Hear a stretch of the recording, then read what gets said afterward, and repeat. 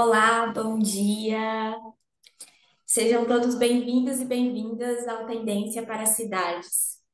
Vamos aguardar mais alguns minutinhos para que todos possam entrar. E, enquanto isso, eu peço para que coloquem no chat o nome de vocês e a cidade, para que a gente possa acompanhar de onde vocês estão acompanhando essa sessão. Obrigada.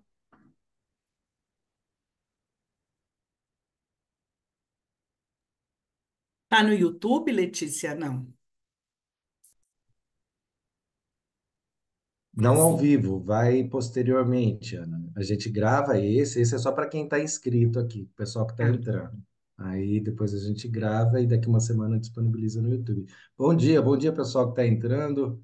Ah, Três Coroas aí presente já. Quero pedir aí pro pessoal ir colocando as cidades, o estado, para a gente saber até o alcance. E aproveitando esses momentinhos iniciais, gente. Nos sigam no Instagram, no Tendências para Cidades. A gente está divulgando toda a programação, a inédita e a que está indo para o YouTube. E divulguem o nosso Instagram. Vamos fazer chegar ao maior número de pessoas possíveis. Olha o Rio Grande do Sul participando em peso, Rio de Janeiro, Santa Catarina. Obrigado, gente.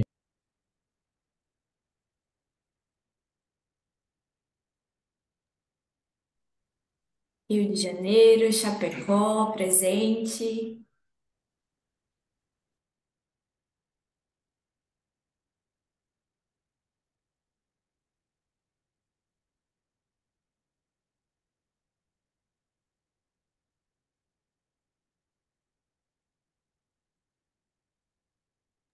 Eu quero pedir desculpas, de antemão.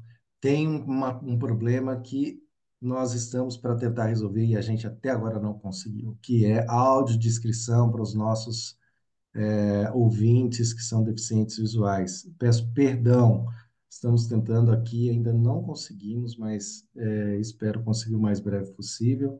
E aí aproveita, Alex, Ana, João, quando vocês forem iniciar a fala de vocês, façam uma autodescrição, né, para o pessoal que é deficiente. Eu vou aproveitar e fazer a minha aqui.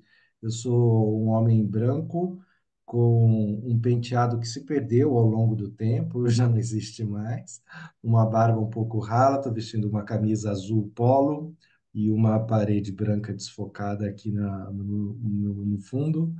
E vou acompanhar de vocês aqui. A partir de agora eu fecho meu microfone. Tchau, gente. Bom evento. Obrigada, Décio. Obrigada a todo mundo que está falando no chat. Brasil inteiro em peso aqui hoje conosco. Vamos então começar. Com o apoio da Comunitas, o Tendência para as Cidades é uma iniciativa inovadora da Frente Nacional de Prefeitas e Prefeitos, criada propositalmente no ano eleitoral, com o propósito de reunir especialistas para discutir os desafios da administração municipal e gerar ideias e proposições que possam ser aproveitadas para a elaboração de planos de governo eficientes para as cidades brasileiras. Se você quiser assistir aos webinários anteriores do Tendências para as Cidades, acesse o nosso canal no YouTube pelo site tendências.fnp.org.br e clique em episódios anteriores. Eu sou Letícia Mamedes, assessora técnica da FNP, sou uma mulher de 25 anos, parda, meus olhos são castanhos, meu cabelo é curto e castanho escuro, e eu estou usando uma blusa de gola alta preta com um colar com um pingente de flor. Atrás de mim tem uma parede branca desfocada. E esse é o episódio 16 do Tendência para as Cidades, com o patrocínio da Fundação Lema e que começa agora.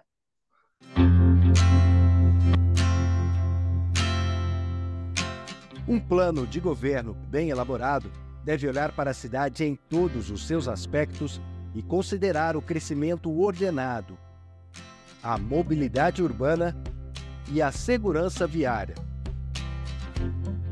Deve se preocupar em superar os desafios da cobertura vacinal, promover o acolhimento e a inclusão de grupos diversos, garantir o acesso à educação, fortalecer a segurança, ocupar os territórios das cidades de forma planejada e manter uma preocupação constante com o meio ambiente e com as mudanças climáticas, alinhados à Agenda 2030 e aos Objetivos de Desenvolvimento Sustentável da ONU. Os episódios do Tendências para as Cidades são essenciais para os pré-candidatos a prefeito e prefeita e contribuem para a construção de um plano de governo eficiente e integrado ao desenvolvimento social, econômico e sustentável dos municípios brasileiros. Tendências para as Cidades, conteúdo gratuito e valioso para planos de governo e um projeto fundamental para o seu pré-candidato.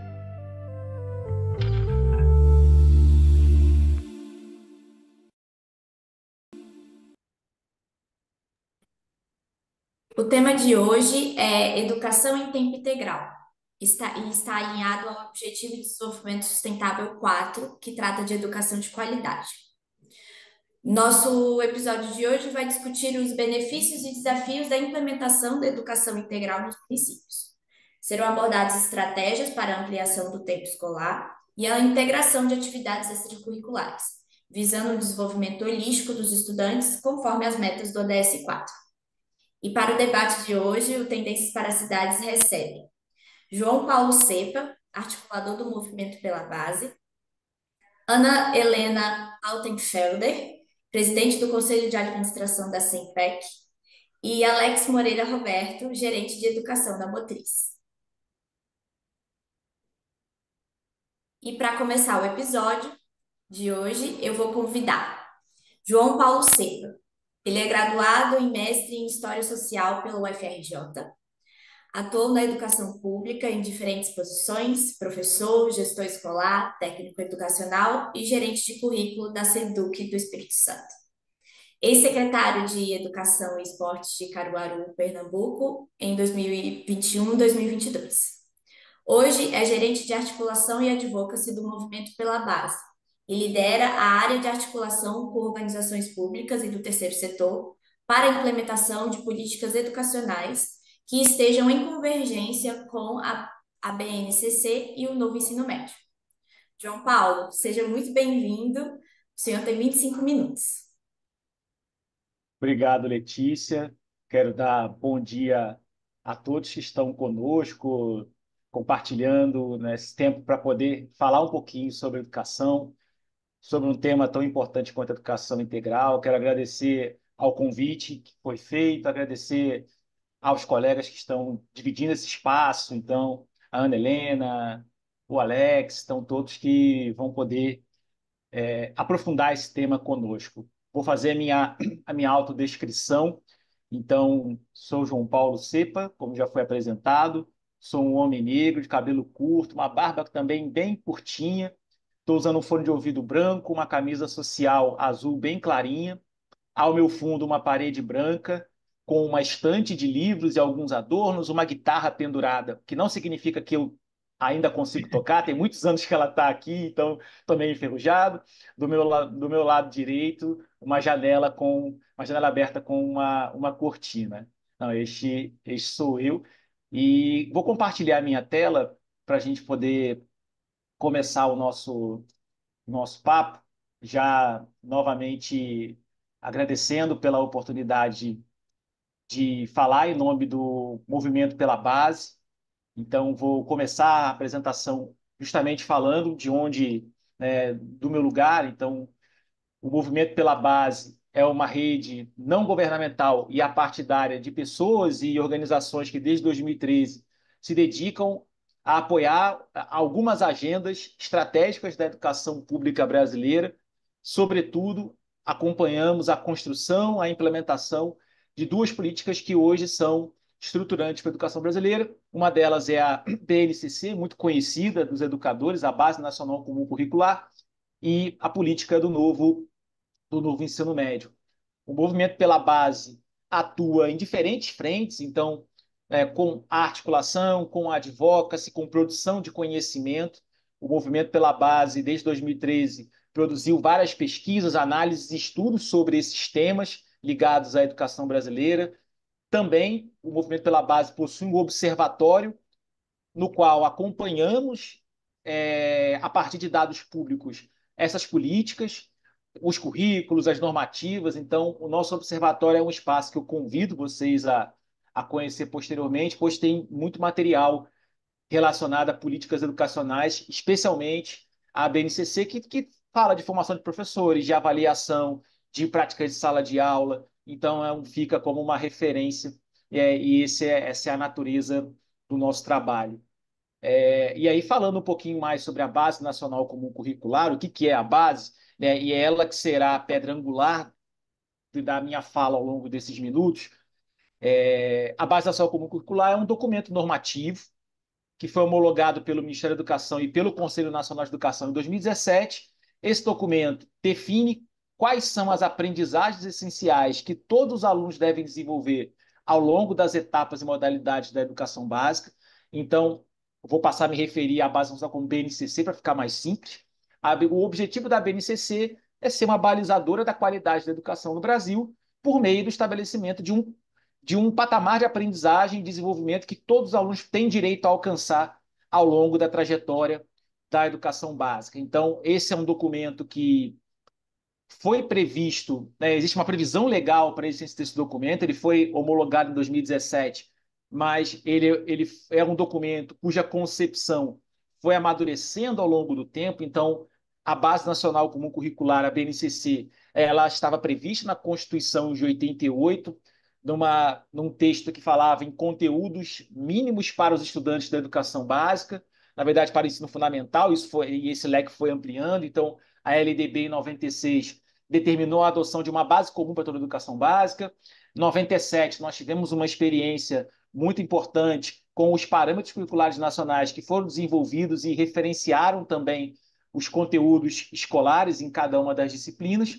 E em 2014, o Plano Nacional de Educação trouxe na meta de qualidade que deveria ser instituída uma base comum curricular para todos os estudantes, e a partir dessa prerrogativa do Plano Nacional de Educação, o processo de construção da base se iniciou por volta de 2015 e foi finalizado em 2017 para a educação infantil e ensino fundamental, e em 2018 para que tivéssemos uma base nacional comum curricular do ensino médio. Então, quis trazer aqui que ter uma base comum, ter um conjunto de aprendizagens essenciais a qual todo estudante tem direito no Brasil, foi uma construção normativa, uma construção legal, que culmina hoje em um documento que é uma referência técnica de articulação de várias outras políticas que muitos de vocês têm costume de lidar, como o PNLD, o SAEB. Então, várias políticas educacionais que, de alguma medida, bebem da fonte dessa BNCC. E vale dizer também que a base comum curricular, ela hoje serve como uma referência quase que uníssona e unânime para todos os currículos das redes públicas do Brasil. Então, com base em dados públicos, obviamente, no monitoramento que o Movimento pela Base fez, hoje nós temos todos os currículos das redes estaduais alinhados, ou seja, contendo essas aprendizagens essenciais da base na trajetória de todos os componentes curriculares, e hoje temos 99,9% dos municípios brasileiros que também já passaram pelo processo de alinhamento da base, dos seus currículos à Base Nacional Comum Curricular. Então, hoje, a BNCC é uma política que está presente no dia a dia da escola, no dia a dia dos professores, no dia a dia dos estudantes e também, de alguma forma, no dia a dia dos gestores escolares e dos gestores públicos. E a nossa conversa hoje vai trazer um recorte dessa perspectiva de como que a base ela é um documento estruturante para quem pensa educação em tempo integral, para quem pensa educação integral.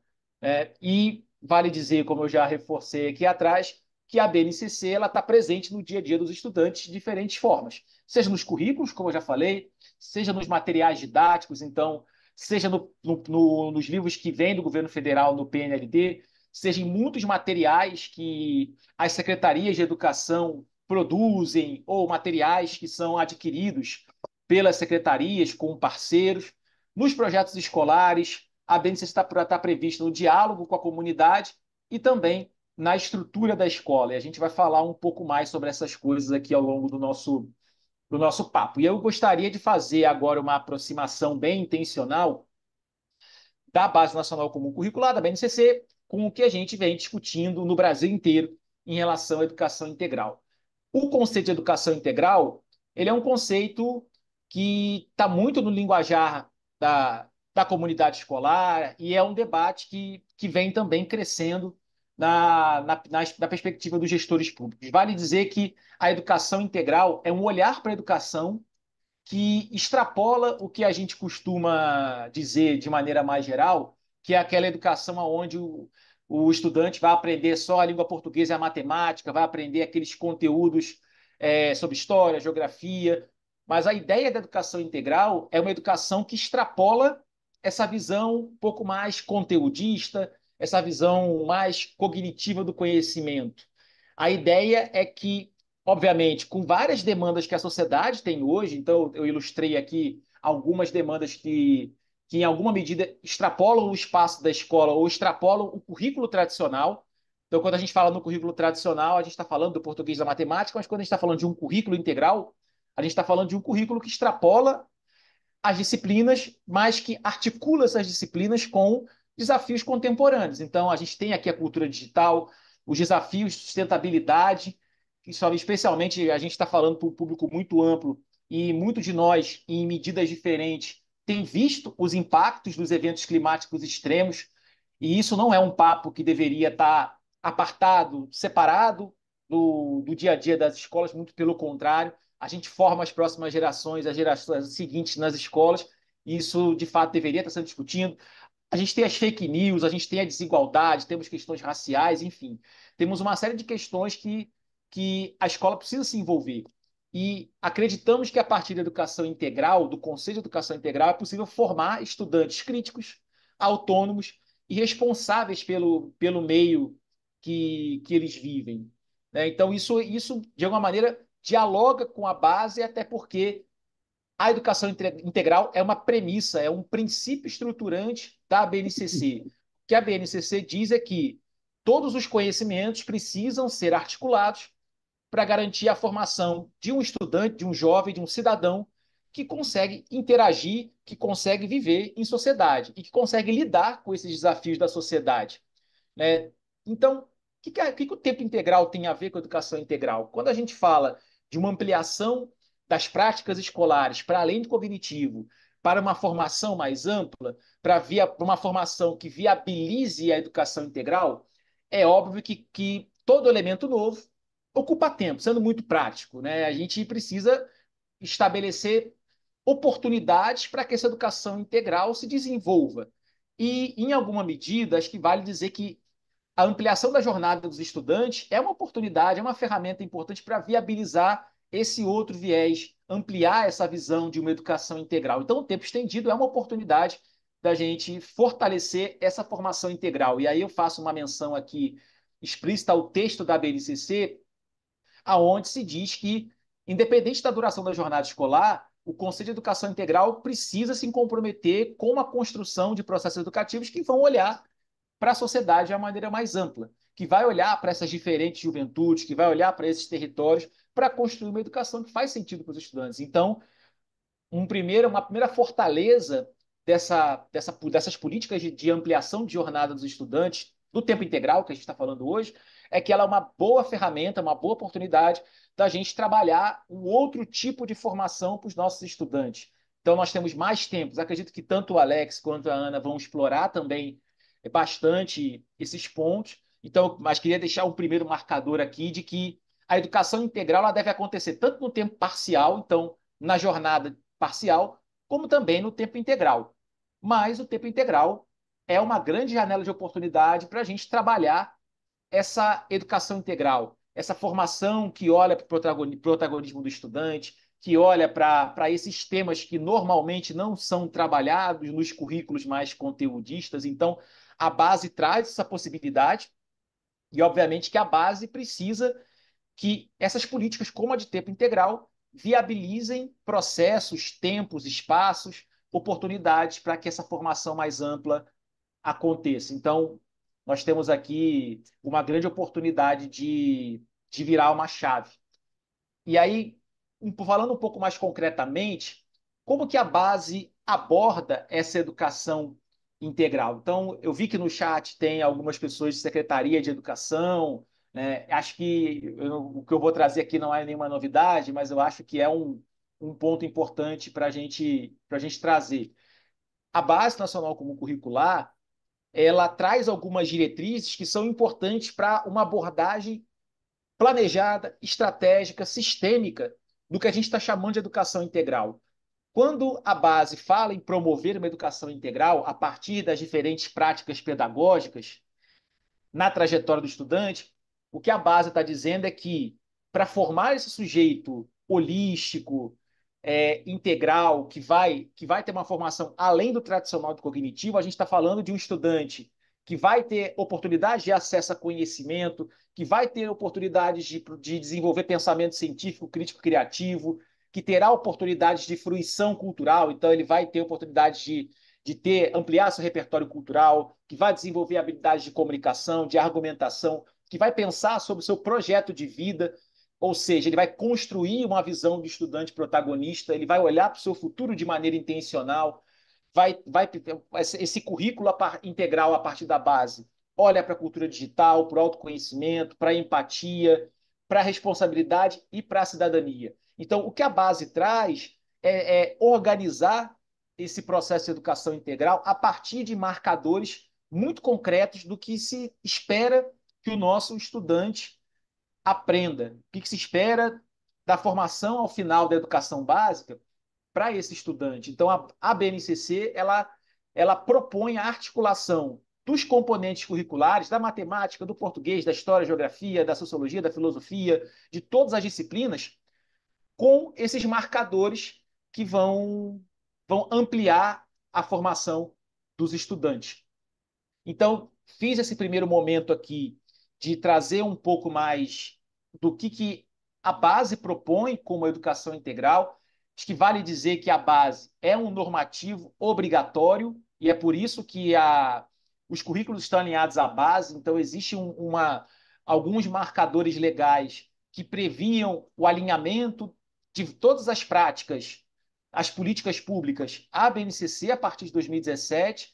Então, o que a gente vê hoje, o avanço que a gente vê em relação à educação integral, em parte também pode ser colocada a partir dessa proposta muito intencional que a BNCC traz de uma formação integral e que, obviamente, deve ser potencializada pela gestão pública a partir da ampliação da jornada. A ampliação da jornada ela não deveria ser apenas uma ampliação dos componentes tradicionais, muito pelo contrário. O que a gente vai ver aqui, o que eu vou passar aqui para frente, é um pouco de um olhar que o movimento construiu há alguns anos atrás, quais são esses caminhos para promover a implementação de uma educação integral. Porque a gente entende que a educação integral ela precisa ser estruturada em diferentes níveis. Para isso chegar na escola, isso precisa ser uma agenda pública, isso precisa ser uma agenda da prefeita ou do prefeito, do gestor municipal de educação, da secretaria de educação, para que isso chegue de maneira estruturada, que isso chegue de maneira organizada nas escolas, para que os professores, os diretores, os coordenadores pedagógicos possam efetivamente implementar uma política de educação integral. Vocês, obviamente, estão acompanhando no âmbito do governo federal, muitos de vocês que estão hoje na gestão pública, né, se não acompanham, eu sugiro que acompanhem, existe uma política nacional de fomento ao tempo integral, que se baseia como eixo norteador numa promoção de educação integral, o que significa que não é ampliar o tempo para ampliar as disciplinas tradicionais, eu reforço isso. A ideia é que a gente possa ampliar essa formação mais focada nessa formação integral dos estudantes. E aí, queria destacar aqui o Movimento pela Base, em 2019, produziu um material chamado Caminhos para a Educação Integral, um material que contou com a participação de vários especialistas, de secretários de educação, de professores. Então, contou com um público muito bacana para discutir justamente como a gente faz essa educação integral chegar nas escolas, qual que é o caminho, por onde isso passa, quais são as responsabilidades, quem faz o quê, como que a gente olha para o território, qual o papel do professor. E eu queria, na verdade, vou deixar o material como uma sugestão aqui de leitura para vocês, para que vocês possam, nos planos de governo, nas propostas, especialmente na parte da educação, olhar para a educação integral, mas faço um outro destaque. Educação integral não é só a agenda da educação. Educação integral é uma agenda intersetorial. Também é da assistência, também é da saúde. Mas a gente vai falar disso um pouquinho mais à frente e tenho certeza que os outros colegas também vão falar sobre isso. Então, eu quero destacar inicialmente que para a gente elaborar uma política de educação integral que se articula com a política de tempo integral, lembrando que a educação integral é um pilar de qualquer política de tempo integral, para que ela seja significativa e vá na direção correta da premissa do princípio estruturante da BNCC, da Base Nacional Comum Curricular. Então, primeiro, é importante a gente olhar para políticas contextualizadas e integradas quando a gente fala que uma política de tempo integral ela precisa ser contextualizada e integrada, ela tem que olhar para dentro e para fora da escola. E aí eu fiz até um zoom, botei aqui numa caixinha azul para ficar bem demarcado. Quando a gente fala de contextualização e integração, a gente está falando de uma escola, de uma política que precisa olhar para o entorno, para além dos muros da escola. A gente está falando de uma política que faz uma interface com o contexto do estudante, porque a gente não tem um estudante, nós temos vários, nós temos infâncias, nós temos juventudes. Acho que uma das coisas muito importantes é que cada vez mais a gente, a partir da literatura, está muito convencido de que a gente não está falando de um tipo de estudante, e sim de muitos tipos de estudantes.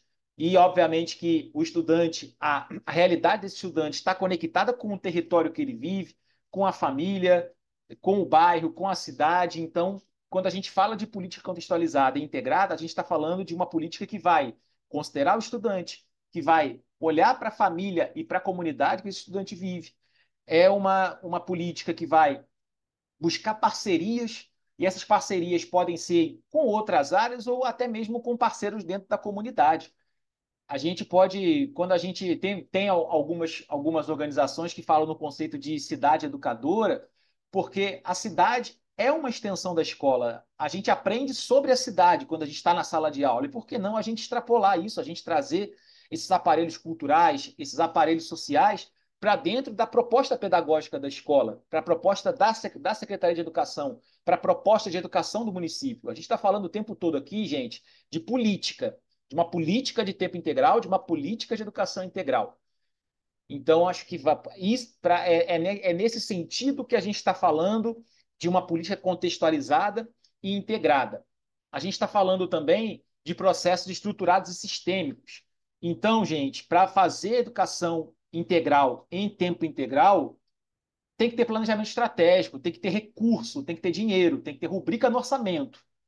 E aí eu trago a minha experiência como como secretário de educação. A gente não faz nada, a gente não consegue desenhar uma política que seja perene, que seja sistêmica, se a gente não prever recurso. A gente precisa ter um planejamento, a gente tem que desenhar ali, vai ter uma estrutura, vai ter uma equipe olhando para isso, vai ter qual o orçamento que eu tenho apoia, garante que essa é uma política que vai durar os 4 anos do governo, ou que ela vai durar os 4 anos e vai se manter para frente. Eu preciso criar um projeto de lei, eu tenho que construir um marco legal para que isso realmente se torne uma política. A política tem que ter um projeto de lei, né? Todo mundo sabe disso. Então, a gente precisa pensar na sustentabilidade dessa política. Então, ela precisa ser estruturada, pensada a partir de um marco legal, de uma estrutura administrativa e de recurso para que de fato, essa política possa sair do papel. Então, eu queria deixar esse segundo princípio importante para elaborar uma política de tempo integral, olhando para a educação integral. Essa construção precisa ser colaborativa, né? Ela João precisa olhar. Paulo, Sim, licença, só para avisar, você tem mais 5 minutos, tá? tá ótimo, suficiente, obrigado. Então, a gente precisa construir essa política junto com os atores estratégicos, então precisa olhar precisa considerar a comunidade, ouvir diferentes atores. A garantia de condições, como eu já disse, ela é principalmente orçamento, institucionalização de sustentabilidade tem a ver com transformar isso numa política estruturada. Ela deveria ser feita em regime de colaboração. Acho que uma coisa que a gente tem aprendido muito na educação é que dá certo Estado dialogar com o município, Estado, município dialogarem com a União. A gente tem visto várias políticas muito significativas para territórios sendo construídas em parceria com outros entes. Então, a gente tem uma política de alfabetização, a gente tem políticas de tecnologia e que ajudam a organizar como que isso se estrutura em termos de funcionamento dentro do território. E, obviamente, essas políticas precisam olhar para promover a equidade. Então, esses são princípios que são importantes para desenhar uma política de tempo integral e também de educação integral. E aqui eu vou deixar bem rapidamente algumas orientações para a implementação. Então, é importante ajudar a escola a estabelecer parcerias locais e engajar a comunidade com iniciativas, estimulando ações de divulgação e comunicação. É importante ali na implementação dessa política promover a articulação intersetorial, então olhar ali para gestores do Estado e da União e também de outras pastas do próprio município. É importante garantir condições necessárias para que as escolas possam implementar o currículo com foco na educação integral. E aí, mais um marcador importante: a educação integral ela não se consolida se ela não estiver presente no currículo. E o currículo é o currículo documento, mas é o currículo também vivido no dia a dia das escolas. Então, é importante que toda a política, no final, se desencadeie naquilo que acontece no dia a dia da sala de aula. Então, as práticas precisam, no final de tudo, representar todo o desenho técnico, político, porque no final a gente precisa que a prática mude, a prática da professora e do professor mude.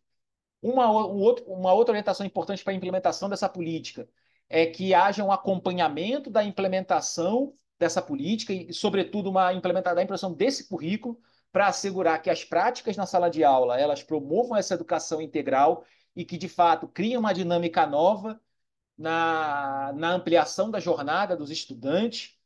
É importante, e aí acho que isso é mais um ponto de partida e até anterior a outros pontos que eu falei, é importante revisar as políticas públicas e os marcos que já existam, que é possível que já existam políticas dos municípios que vocês, aos quais vocês estão propondo e buscando a legislatura. Então, olhar para as políticas públicas, olhar para os marcos legais, assegurar a institucionalização e implementação do currículo.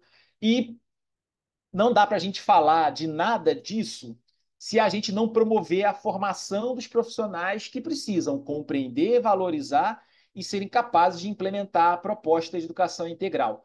Então, a formação de professores ela é fundamental para que ele possa se apropriar e transformar essas orientações, essa política, na prática do dia a dia, na prática da sala de aula. Então, fazendo um destaque importante, é uma política que começa lá nas decisões da prefeita do prefeito, se transforma ali numa lei, precisa avançar numa política e diretrizes dentro da secretaria e com uma forte indução e apoio para que os professores possam adaptar essas práticas para a realidade na qual eles estão imersos. Porque eu falei lá no início, a gente tem que olhar para o território, não é padronização, a gente precisa ter capacidade de contextualizar essa política nos diferentes territórios, porque as escolas são diferentes, os territórios são diferentes.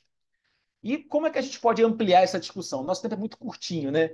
Então, acho que tem dois marcadores aqui que são importantes, porque quando a gente fala de educação integral, a gente está falando de alguns desafios. E tem dois desafios que eu queria propor aqui uma leitura posterior para vocês, que são desafios que estão o tempo todo martelando e desafiando a gestão pública. Um é a saúde mental. A gente saiu de uma pandemia e a pandemia afetou de maneira muito contundente a saúde mental dos nossos professores, da comunidade escolar, dos nossos estudantes. Então, a educação integral, ela é uma oportunidade da gente trabalhar a saúde mental. E o Movimento pela Base fez um bate-papo muito bacana no início desse ano, conversando com especialistas, inclusive trazendo questões e propostas para articular a questão da saúde mental e também da violência nas escolas com a educação integral. Então, fica como uma referência, uma proposta de ampliação de leitura. O movimento vem produzindo materiais e tem esse bate-papo que foi muito legal, que pode ser um apoio para que vocês possam pensar em propostas para esses dois temas. E, por último, outro desafio que também vem no bonde da educação integral, que é como que a gente envolve a comunidade escolar na vida dos estudantes. no dia a dia da escola. E o Movimento pela Base produziu, no fim do ano passado, uma pesquisa para entender um pouco como é que os gestores escolares na educação pública dialogam com as famílias, e é um material que também traz caminhos para a aproximação desses diferentes atores que, na verdade, compõem uma comunidade só, que é a comunidade escolar. Porque quando a gente fala de educação integral, a gente está falando da comunidade, dos pais, dos responsáveis, desses desafios que estão aí martelando a gente todo dia na, na educação pública. Tem um videozinho aqui muito curtinho, de 1 minuto. Letícia, eu posso passar ou meu tempo já estourou? Um minutinho. Então, eu vou para trazer um pouco dessa visão de como que a base está em tudo e de como que a educação integral ela pode se beneficiar dessa base comum curricular. A gente produziu um material de uma campanha chamada Tá no Mundo, Tá na Escola, Tá na Base, que é justamente para mostrar que o que a base faz é dialogar e apoiar os professores nesses desafios que nós vivemos todos os dias. Vou ver se vai dar certo aqui. Eu acho que não deu certo. Mas não tem problema, Letícia. Esse material vai ficar aqui como uma referência para vocês. Eu quero agradecer pelo tempo. Se houver depois um momentinho para a gente debater, acho que vai ser bem bacana. Obrigado, gente. Deixa eu descompartilhar aqui minha tela. Muito obrigada, João Paulo. Sua fala foi muito rica e eu queria só destacar uma frase que você falou sobre educação integral deve ocorrer no tempo integral e no parcial. Eu acho que é muito isso, né? E eu estou muito feliz de estar aqui presente moderando esse webinário hoje, porque eu sou uma jovem que veio da educação integral, então eu eu vivi tudo que vocês estão falando e realmente é uma coisa muito incrível ver viver isso na prática. Vamos lá. Agora vamos passar a palavra para Ana Helena Altenfelder. Ela é presidente do Conselho de Administração do SEMPEC, onde atua há mais de 20 anos. Pedagoga com especialização em psicopedagogia pelo Instituto Sede Sapienti. É mestre e doutora em Psicologia da Educação pela Pontifícia Universidade Católica de São Paulo. Foi professora e coordenadora pedagógica do ensino básico e docente de cursos de pós-graduação Lato Sensu em Psicopedagogia. Já foi pesquisadora, formadora, autora de materiais de orientação para professores, gerente de projetos e superintendente. Ana Helena, seja muito bem-vinda. Você tem 25 minutos também. O seu microfone está fechado. Pronto. Bom, bom dia, Letícia. Bom dia, Décio, João Paulo, Alex. Cumprimento também o Leonardo e o Kevin, que estão nos dando apoio. E agradeço o convite da Frente Nacional de Prefeitas e Prefeitos. É uma honra ter recebido o convite, estar aqui, e essa oportunidade de debater com colegas e parceiros, né, João Paulo, de tanto tempo. E então vamos lá. Então, agora eu vou cumprimentar, bom dia a todas as pessoas que nos assistem, que estão empenhados e empenhadas nas candidaturas e nos projetos para a construção de uma educação de qualidade, a que todas as nossas crianças, adolescentes e jovens têm direito. Bem, vou fazer minha audiodescrição, né? Eu sou uma mulher branca de 64 anos, tenho cabelos escuros, castanho escuros, cortados na altura da orelha, uso um óculos marrom claro, estou usando uma blusa de fundo bege com algumas flores vermelhas e rosadas, e atrás de mim tem uma estante com livros e objetos. Bem, vamos lá. Eu tive um problema com o PowerPoint, então eu vou ter que pedir ajuda para o Leonardo e para o Kevin, né? Então vocês vão ter que ficar ouvindo a próxima. Vamos lá. Então, para começar bem brevemente, eu vou, assim como o João Paulo, apresentar da onde eu venho. né? A Letícia já fez a apresentação da minha história como educadora, que é bem longa, mas eu falo também representando o SEMPEC, pode ser o próximo.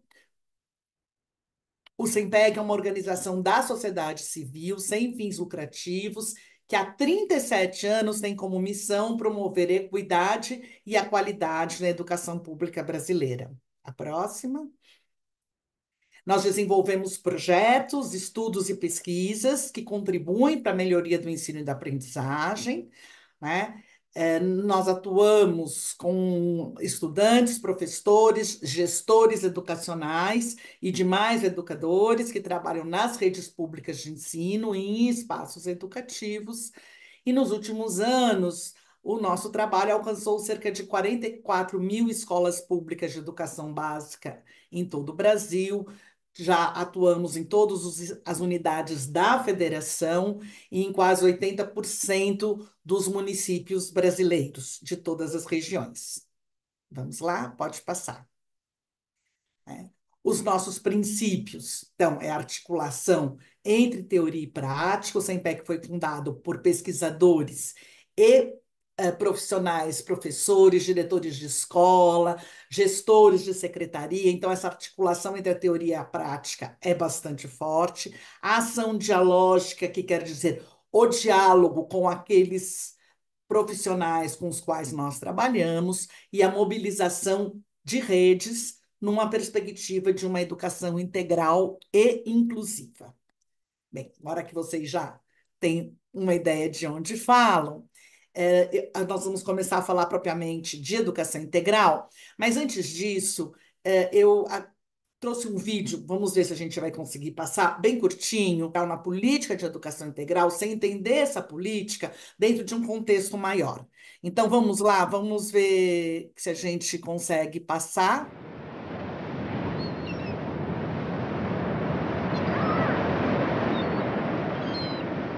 Quando a Companhia de Jesus desembarcou por aqui com a missão de converter os nativos à fé católica, trouxe na bagagem métodos pedagógicos.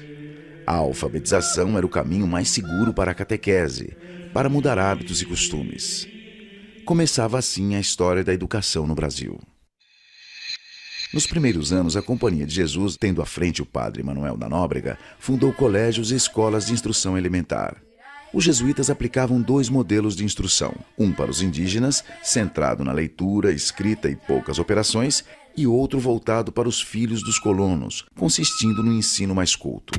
Durante os 210 anos de serviços educacionais prestados pela Companhia de Jesus, toda a ação pedagógica foi marcada pela ausência de discussão. O pensamento crítico passava longe das salas de aula. O ensinamento proposto pelos jesuítas era alheio ao interesse da coroa portuguesa, que agora queria colocar as escolas a serviço do Estado e não mais da fé. Quando foram expulsos do Brasil em 1759, havia aqui 17 colégios e escolas de primeiras letras funcionando. Sem os jesuítas, a educação brasileira praticamente voltava à estaca zero. Em 1807, a família real deixa Portugal e se muda para o Brasil. Com a chegada da corte, há investimentos no ensino técnico e se multiplicam as escolas de ensino superior. Por outro lado, a educação popular, com estudos primários e médios, fica esquecida. O período é de poucos avanços. Com a independência em 1822, aparecem os primeiros sinais do ensino como instituição. Um artigo na primeira Constituição Brasileira de 1824 não deixa dúvida. A instrução primária é gratuita para todos os cidadãos. 10 anos se passam até que um ato institucional transfere aos estados o dever de se responsabilizar pelos ensinos primário e secundário. Longe do papel, os números eram alarmantes. Em 1844, a rede de ensino básico atendia a pouco mais de 2.400 alunos. No Brasil, a população infantil era então de mais de 250 mil crianças. Entre 1889 e 1929, a educação brasileira teve a influência do pensador francês Auguste Comte, que pregava um ensino leigo, livre e gratuito. O analfabetismo no Brasil chegava, segundo o Instituto Brasileiro de Geografia e Estatística, a 65% da população.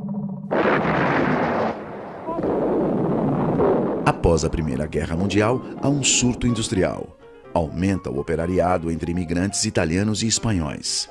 A partir de 1930, a educação como instituição ganha contornos mais definidos com a criação do Ministério da Educação e Saúde Pública pelo governo provisório de Getúlio Vargas. A Constituição de 1934 estabelece pela primeira vez na nossa história que a educação passa a ser um direito de todos e que deve ser promovida pelos poderes públicos e pela família. A esse período, segue o Estado Novo de Getúlio Vargas e a valorização do ensino profissionalizante.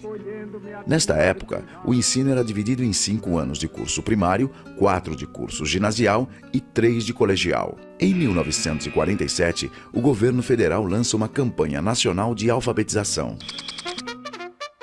Durante o período da ditadura militar de 1964 a 1984, o ensino superior privado ganharia espaço. Para acabar com o excedente de estudantes aprovados e sem vagas nas universidades, foi criado o exame de vestibular classificatório. Com o fim do regime militar, educadores de diversas áreas do conhecimento passaram a discutir o ensino de uma forma mais ampla e democrática. Com a promulgação da nova Constituição em 1988, nasce a última versão da LDB. Baseada no princípio do direito universal à educação para todos, ela traz entre suas principais características o ensino fundamental obrigatório e gratuito, a gestão democrática do ensino público e progressiva autonomia pedagógica e administrativa das unidades escolares. Ela é aprovada em 1996, às portas do século XXI.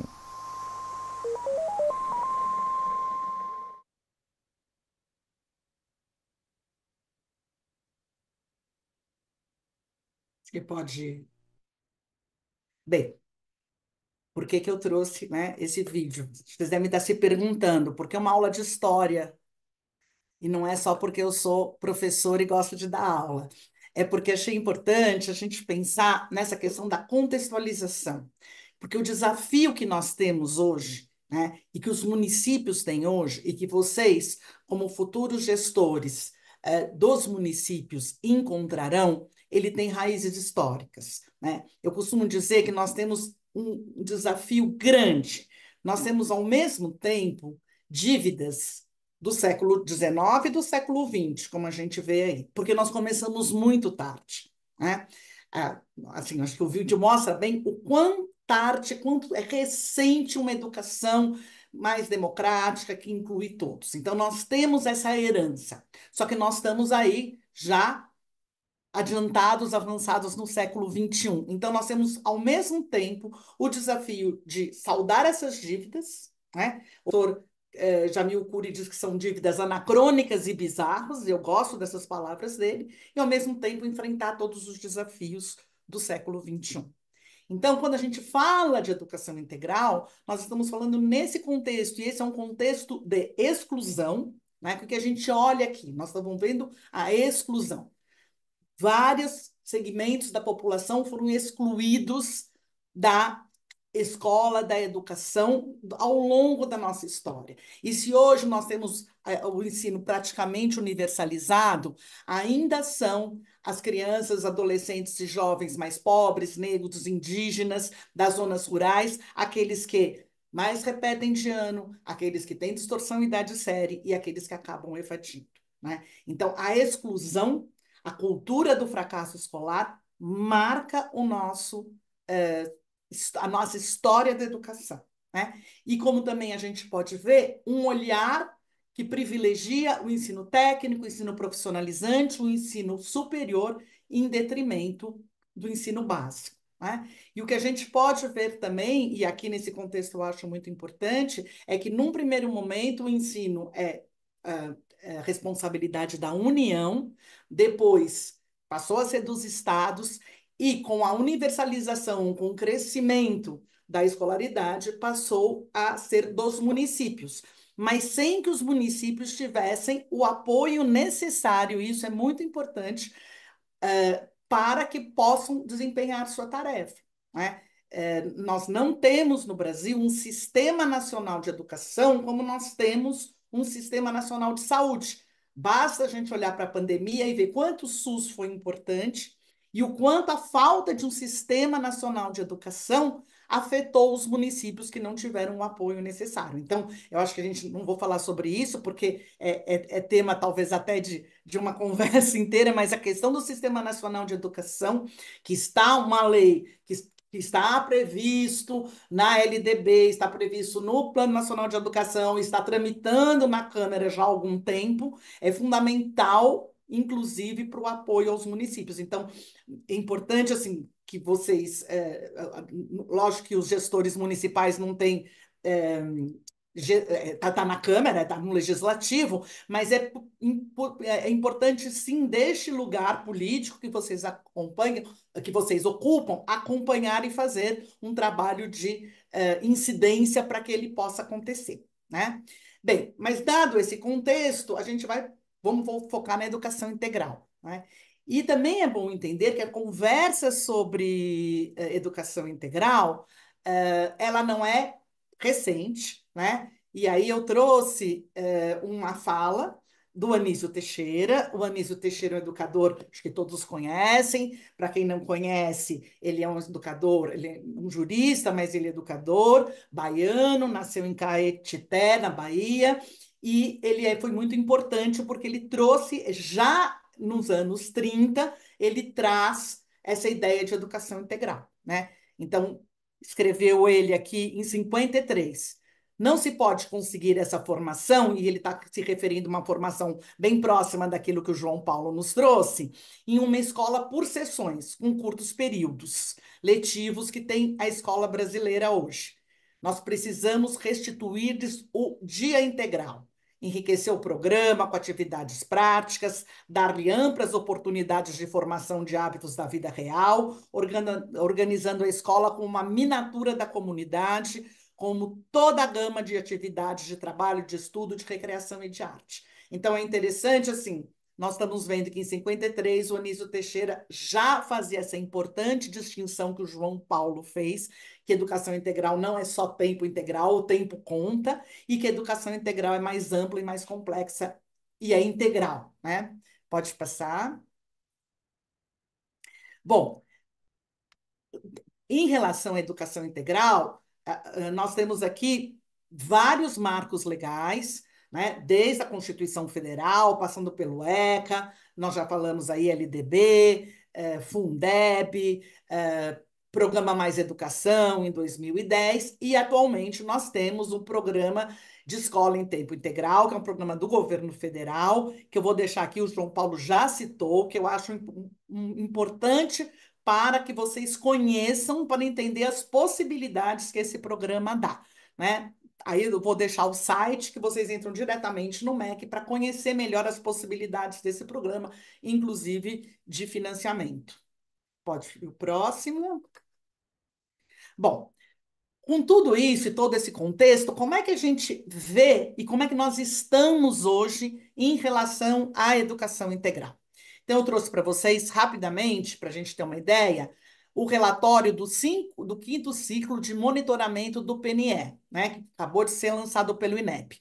A meta 6 do PNE, ela prevê um percentual de escolas de educação em tempo integral no Brasil, né, e um percentual de matrículas. Então, olha que interessante, se a gente olhar, acho que é importante olhar só a curva, né? Aqui começa em 2014, que é o ano onde o PNE, que está vigente até hoje, foi promulgado, e o que a gente observa são, olha, altos e baixos, né? E a partir daqui, da pandemia de 2020, um leve crescimento, né? Mas não alcançamos a meta, que era 50%, estamos em 30,5%.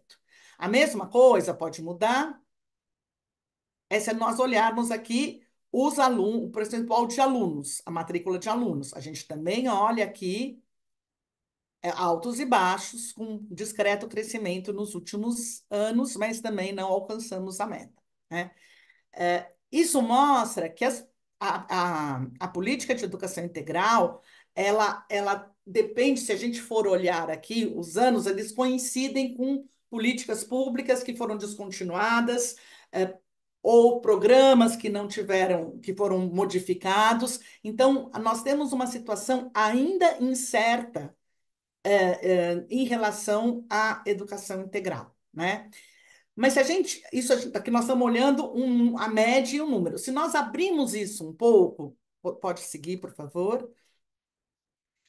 Nós olhamos que a desigualdade e a exclusão também marca a educação integral, né? Então, rapidamente, se vocês olharem aqui, esse primeiro bloco deste gráfico diz respeito ao que está em vermelho, as barrinhas em vermelho, diz respeito ao nível socioeconômico. Então, vocês podem ver que aqui a barrinha que está maior, né, com 42%, é o grupo 1, que são os mais ricos. E se a gente olhar os dois grupos, o grupo 5 e o grupo 6, que são os mais pobres, o número de matrículas é menor. Portanto, o que nós temos aqui são os alunos do grupo 1 e do grupo 2, ou seja, dos quintis mais ricos da população, aqueles que estão mais matriculados na educação integral, e são os mais pobres, os que estão excluídos. O azul diz respeito à localização rural e urbana. E aí vocês podem olhar a grande diferença de matrículas, né, entre as escolas rurais e as escolas urbanas, com uma preponderância muito grande nas escolas urbanas. Também temos diferenças regionais, né? Aqui, região norte, por exemplo, nós temos o menor número de matrículas, e nas regiões nordeste e sudeste, um maior número de matrículas. Em relação à dependência administrativa, nós também temos desigualdades. As escolas federais, aqui que vocês estão vendo, essa barra verde clara maior, e são as escolas, as matrículas na rede estadual um pouco menor, e na municipal, vamos dizer, um pouquinho mais do que nas estaduais, né? E aqui também nós temos as etapas. O que nós observamos em cor-de-rosa é que nós temos uma preponderância de matrícula na educação infantil e no ensino médio, né? E o que a gente pensa assim, o que isso tem a ver? Por que é importante? Eu achei importante trazer essa discussão para vocês que são candidatos. Porque as decisões tomadas na implementação, elas podem acirrar esse quadro de desigualdade, ou elas podem atenuar, elas podem combater. Então, uma política de educação integral, ela tem que olhar se ela não está privilegiando as escolas urbanas, as regiões mais ricas do município, onde moram as crianças com nível socioeconômico mais alto, se as escolas, as etapas, né? A educação integral nos anos iniciais do ensino fundamental tem sido, olha, a menor número de matrículas. E é uma época importante, inclusive porque é uma época que as famílias ainda têm uma necessidade que as crianças fiquem na escola. Então, as escolhas feitas para a política de educação integral, elas vão, sem dúvida nenhuma, possibilitar que esse quadro de desigualdade aumente ou diminua. Vamos lá para a próxima. Bom, nós temos agora, e é importante, né, vocês vão assumir. Ana, Oi, 5 minutos, bem? né? Isso, só para te avisar dos Tá cinco bom, minutos. querida. Vocês vão assumir agora um novo desafio, né, que está à frente a gestão de uma cidade, exatamente no momento da construção do Plano Municipal de Educação. Porque o PNE vigente, ele foi prorrogado até o final de 25, mas nós teremos em 26 um novo Plano Nacional de Educação, se tudo correr bem, né? E ele traz inovações na questão da educação integral. Porque, além da questão da educação integral, ele tem uma ênfase muito grande na equidade, então, essas questões da equidade serão um foco. Ele vai trazer também a conectividade, a educação para as tecnologias e cidadania digital. Foi uma meta, foi um indicador incluído na meta de educação integral, né? A perspectiva da educação integral, que o João Paulo também já nos apresentou, e um fortalecimento da educação ambiental e da educação em direitos humanos, e para a educação das relações étnico-raciais. Então, nós temos aí uma perspectiva de educação integral pelo novo plano ampliada. Pode, pode conseguir. Pode pular esse aqui, esse também, que diz respeito aí a... Pode pular esse também. Bom, então, acho que rapidamente nós estamos, assim, eu vou retomar e apenas para, porque eu acho que o João Paulo já falou bastante, né? O que nós estamos falando, de que educação integral estamos falando, que é uma educação integral que integra as dimensões físicas, cognitiva, intelectual, afetiva, social e ética, que permite diferentes experiências nos territórios e que a ampliação do tempo é necessária, mas não é suficiente. Mas pode.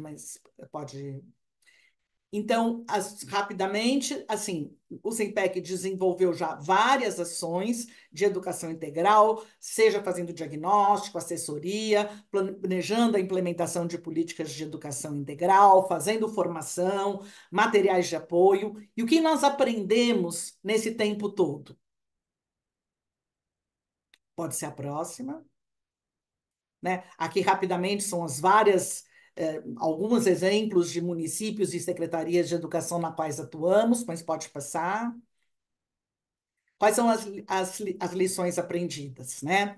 Que é importante valorizar e fortalecer os quadros do setor público, responsável pela formulação e implementação das políticas públicas. Então, vocês vão assumir uma nova secretaria que tem quadros, e quadros importantes, que devem ser valorizados, que tenham um conhecimento do território, conhecimento da educação no município, e devem ser valorizados. Né?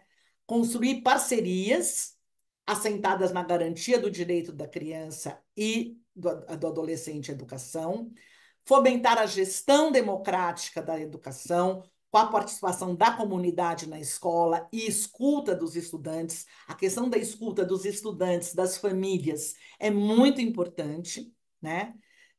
Favorecer a articulação e integração das ações, tanto internamente na Secretaria de Educação, como entre secretarias e junto às escolas. O João Paulo falou muito na questão da intersetorialidade, que é fundamental para a educação integral. Né? E aí, como prefeitos e prefeitas, vocês têm um papel fundamental de fomentar essa intersetorialidade. Né? Intersetorialidade, a Pilar Lacerda costuma dizer que é uma palavra difícil de falar e mais difícil ainda de fazer acontecer. E é mesmo. Então, é uma responsabilidade, porque não se faz educação integral sem pensar na questão da intersetorialidade. A próxima. O olhar atento para o território, né? Porque vocês terão territórios diferentes dentro do próprio município. Então, cada escola ou grupo de escolas, qual é a potencialidade daquele território? Seja de organizações da sociedade civil que atuem, seja de equipamentos públicos que existem lá. Assim, é um plano e uma concepção de educação integral, mas elas têm que ser pensadas a partir do território. A próxima. Então, é buscar as possibilidades educativas, né, para o território, já citei, pode mudar, por favor. A intersetorialidade, que eu também já falei, pode ir para frente. E a questão do currículo, que é fundamental, que deve ser concebido em diálogo com a BNCC, né? Mas o currículo, assim, acho que eu nem preciso mais me deter, porque o João Paulo já trouxe toda a contribuição. O próximo. Então, nós estamos falando de tempo, de espaço e de currículo, né? De intersetorialidade e de trabalho de gestão democrática. Então, acho que é essa síntese que nós temos do que nós pensamos que é importante para uma educação, para uma política de educação em tempo integral. A próxima, por favor, já estou terminando. O que é interessante olhar é também que a gente tem experiências de vários municípios e que, na verdade, tem que se adaptar à política pública, à realidade do município. Né? Muito provavelmente a solução encontrada por um município será diferente da outra. Então, esse olhar atento para a realidade, possibilidade e necessidade do município e fugir de programas que estejam muito prontos e sirvam para todo e qualquer município, que não vai funcionar. Né? Por isso que a gente tem que ouvir a comunidade, ouvir os estudantes e fortalecer os quadros que já existem. Existem muitas soluções prontas, mas elas não são mágicas, porque as realidades são muito diferentes. A próxima. Bem, e aqui no Bem trouxe para dar algumas publicações que nós temos sobre educação integral, várias que são experiências em municípios, onde a gente procura fazer essa síntese das lições aprendidas, respeitando a, a particularidade de cada município. Pode ir para frente.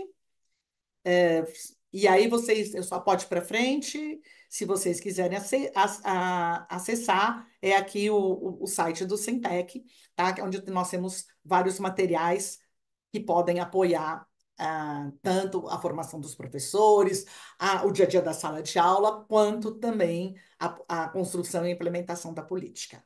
Muito obrigada. Muito obrigada, Nelena. Eu acho que a sua fala foi extremamente necessária. Eu vou trazer dois pontos de destaque da sua fala aqui que eu achei muito interessante, que é uma coisa que a gente preza muito aqui na Frente Nacional de Prefeitas e Prefeitos, que é a adaptação da política pública à realidade do território e à realidade do município. Quando a gente fala de política pública, a gente tem que pensar que cada território tem a sua realidade o Brasil, como um país com mais de 5 mil municípios, eles são muito heterogêneos. Então, imagina, se os municípios são heterogêneos, os territórios são ainda mais. Então, assim, a adaptação dessa política pública a nível de município e esse conhecimento do território, de aproximar a escola dos estudantes e das famílias, eu acho que é essencial. Então, muito obrigada pela sua fala, viu? E por fim, vamos passar a palavra para Alex Moreira, ele que é doutor em educação pela Universidade Diego Portales e a Universidade Alberto Hurtado, no Chile, com mestrado em gestão e avaliação da educação pública pela Universidade Federal de Juiz de Fora e pedagogo de formação. Atuou como professor e gestor em escolas públicas, formador de educadores, liderança técnica em secretarias de educação e liderou a implementação de projetos em parcerias com mais de 40 governos do Brasil. Tem estudos publicados em diferentes temáticas de educação e atua como gerente na Motriz. Alex, seja muito bem-vindo e você tem 25 minutos também. Obrigado, Letícia. Vou tentar ser cuidadoso aqui com o tempo. E eu queria, óbvio, partir com um agradecimento pelo convite, mas não como mera formalidade, mas de fato é uma honra poder discutir a agenda de educação com futuras lideranças, alguns talvez até ainda já estejam na liderança de secretarias de educação, e é incrível ver que vocês têm alinhado essas pautas aos objetivos de desenvolvimento sustentável. Essa é uma agenda internacional, então pensar planos de governo, olhando para essas frentes, de fato dialoga com os desafios dos nossos tempos, né? E aí aqui agradecer a Ana Helena e o João Paulo que abriu o caminho para mim de uma forma brilhante, então acho que coisas que eu tinha pensado eu nem preciso explorar tanto. E agradecer especialmente as pessoas que estão aqui presentes, né? Refletindo sobre temáticas tão diversas. O Guimarães Rosa fala que o que a vida quer da gente é coragem, e eu acredito que é preciso ter coragem para assumir o desafio de gerir os municípios, ser a liderança executiva. A gente sabe que no Brasil as políticas acontecem nos municípios, né? Então é um baita desafio, e aí eu espero que as reflexões que eu estou me propondo a fazer aqui ajudem vocês a construir o melhor plano de governo possível. Fazendo a minha audiodescrição, eu sou um homem negro, de pele parda, cabelos crespos, eu tô com uma jaqueta bege com gola verde e uma camisa verde por baixo, eu tenho barba e óculos, a minha parede de fundo é beterraba, tem uma planta do lado esquerdo, algumas bolsas de tecido do outro lado e um quadro africano ao fundo. Eu vou projetar minha tela aqui e aí vou partir de algumas reflexões com base. Deixa eu só fechar aqui para eu não me confundir. Bem, eu queria começar. Vocês me ouvem bem? Sim? Para mim deu um ruído aqui. Ótimo. Então, eu queria começar. Eu citei Guimarães Rosa e aí queria citar Clarice Lispector para dizer que eu estou muito feliz.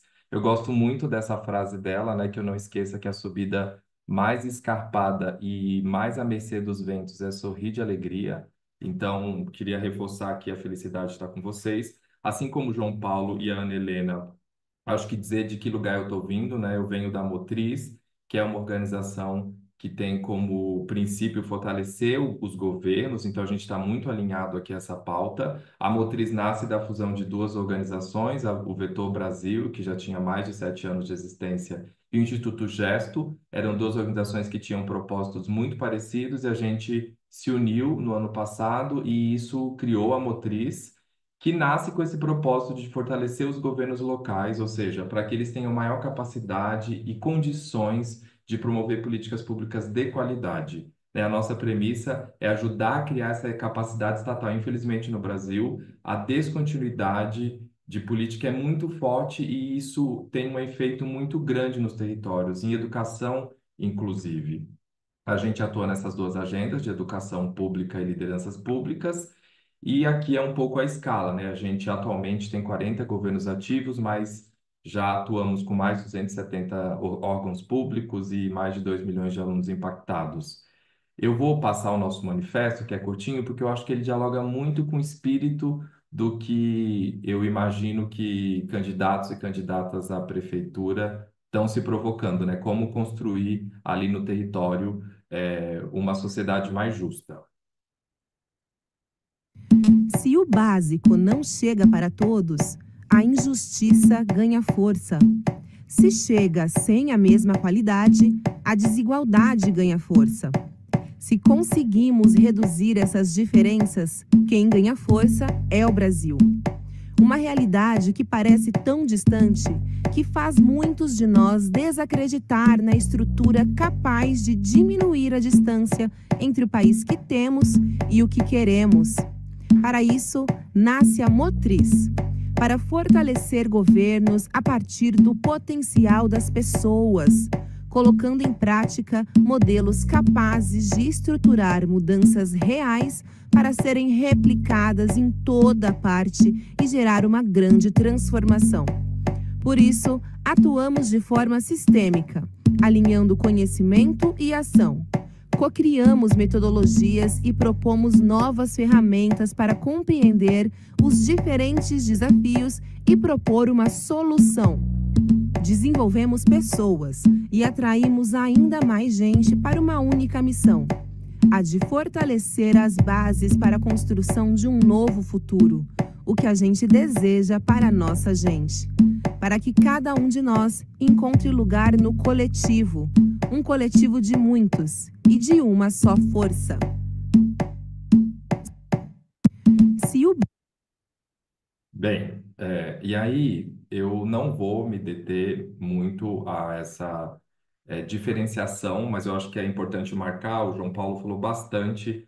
É muito comum a gente falar uma coisa quando está pensando em outra, mas eu acho que são duas coisas distintas. A ideia de educação integral e educação em tempo integral, e a gente entende que há uma correlação entre elas, mas a educação integral parte desse pressuposto que, de fato, a gente precisa desenvolver os estudantes para além da dimensão intelectual. Historicamente, a gente tem falhado em desenvolver a dimensão intelectual, os alunos aprendem menos do que deveriam, mas a gente entende que isso não é suficiente para a sociedade que a gente vive hoje. Então, tem outras dimensões que, inclusive, alavancam aprender mais português e matemática. Então, as dimensões emocional, social, física, cultural, isso vai dar melhor condições para que os estudantes, de fato, possam ser cidadãos ativos e críticos em sociedade.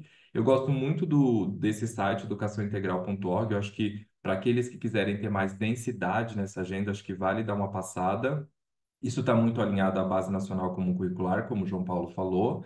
Mas o que a gente tem percebido é que as escolas, para elas terem melhor condição de desenvolver integralmente os alunos, isso está associado a expandir a carga horária. Então, por isso, essas duas coisas estão sempre muito ligadas.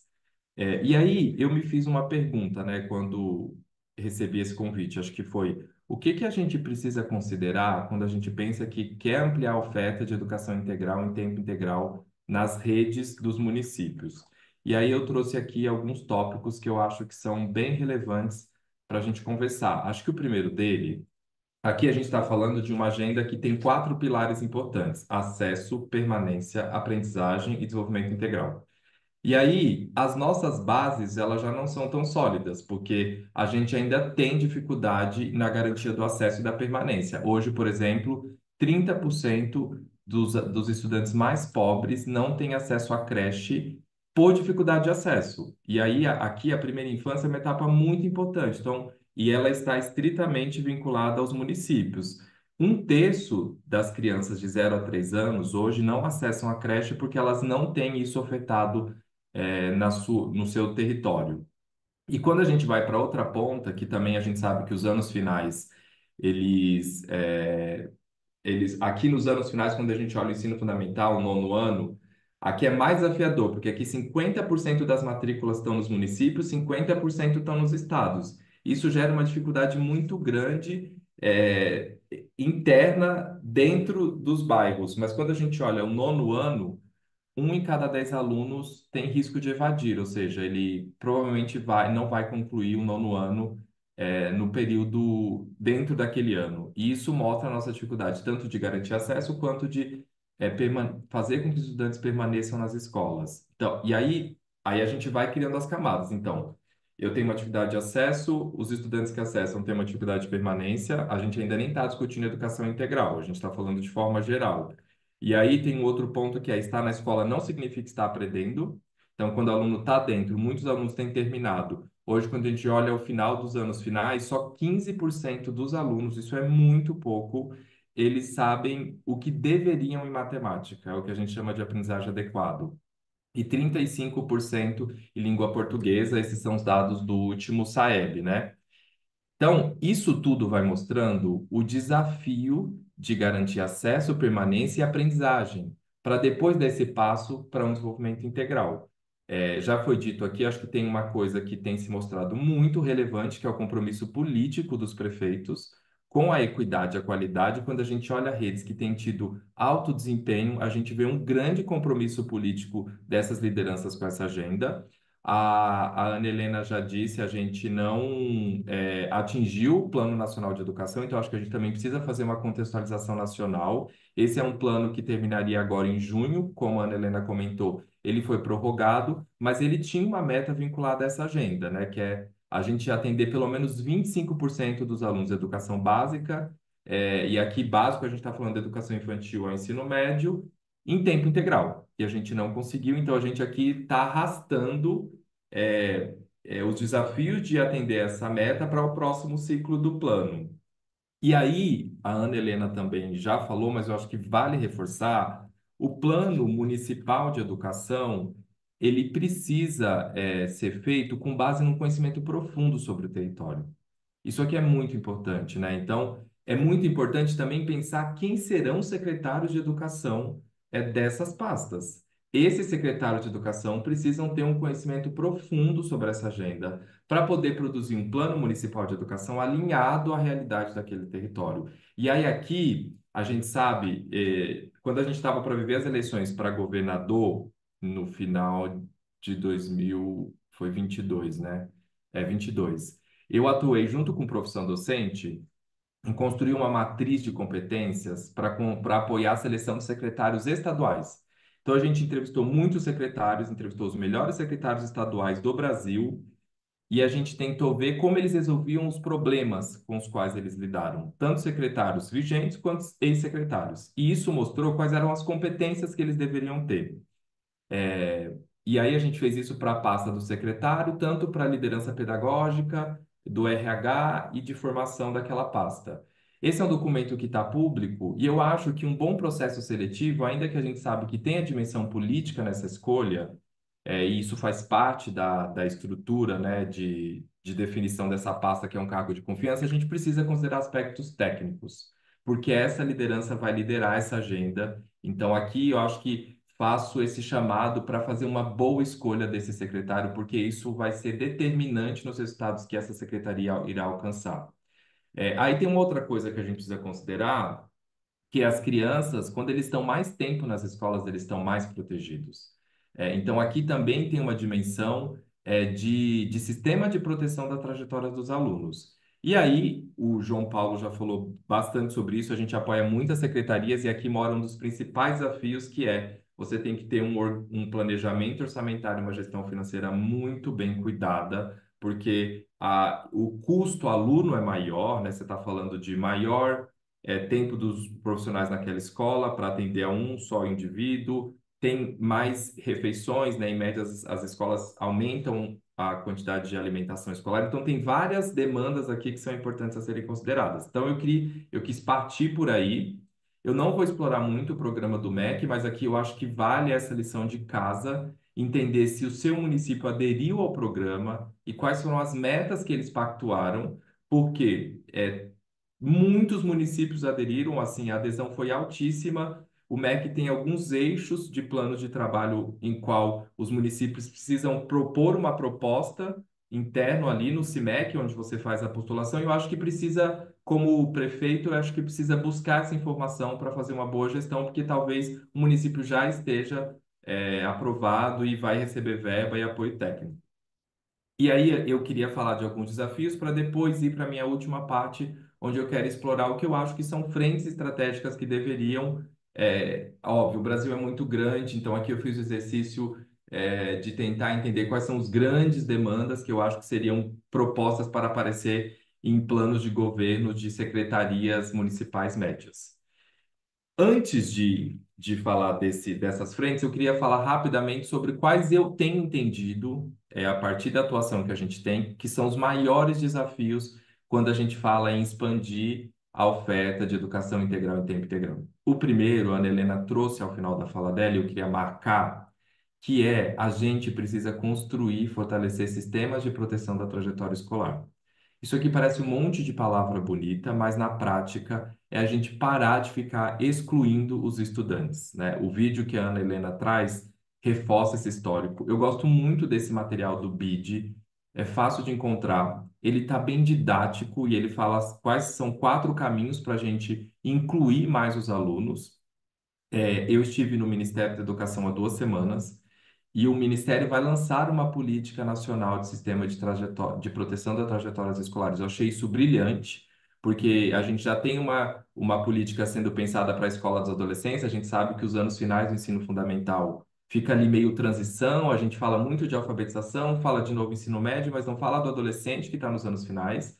A gente tem política de recomposição das aprendizagens, porque esse é um desafio, né? A gente sabe que os alunos ano a ano, chegam naquela etapa escolar sem saber o que deveria, só que agora a gente tem começado a discutir que a gente, historicamente, exclui os alunos. Essa é a realidade que a gente precisa encarar. E aí eu acho que aqui a primeira coisa a gente percebe que as secretarias de educação não dialogam com outras secretarias.